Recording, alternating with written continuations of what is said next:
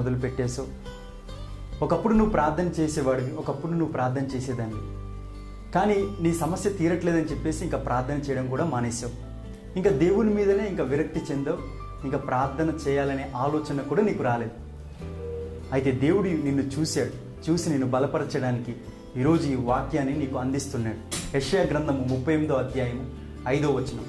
నీవు కన్నీళ్లు విడుచుట చూచితిని, నీ ప్రార్థనను నేను అంగీకరించున్నా. ఇప్పటి వరకు నీ యొక్క సమస్యను బట్టి ఎంతోమందికి చెప్పావు, అయినా ఫలితం లేదు. ప్రార్థన చేసావు, అయినా నీకు జవాబు రావట్లేదు. అయితే దేవుడు అంటున్నాడు, ఈసారి కన్నీళ్లతో ప్రార్థన చేయడం మొదలుపెట్టు. దేవుడు వెంటనే జవాబు ఇవ్వడానికి సిద్ధంగా ఉన్నాడు. మరి ఇక్కడ నుండి కన్నీటితో ప్రార్థన చేయడం నేర్చుకుంటావు కదా. బైబిల్ గ్రంథంలో కన్నీటితో ప్రార్థన చేసిన వారందరికీ కూడా దేవుడు జవాబు ఇచ్చాడు. నీకు కూడా జవాబు ఇవ్వడానికి సిద్ధంగా ఉన్నాడు. మరి ఇక్కడ నుంచి కన్నీళ్లతో ప్రార్థన చేసి నీ సమస్యకు జవాబు పొందుకుంటావు కదా. అటు దేవుని యొక్క మహాకృప నీకు తోడే ఉండును గాక. God bless.